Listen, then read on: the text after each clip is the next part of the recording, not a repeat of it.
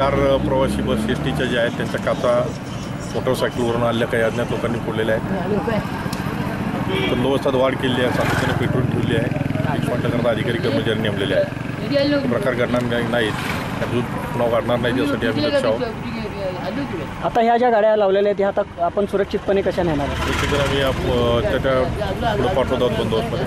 त्या चांगल्या गाड्या आहेत, त्यांचं काही नुकसान होणार नाही याची काळजी घेतो. कुणी केलं असा काय अंदाज आपल्या समोर आहे का?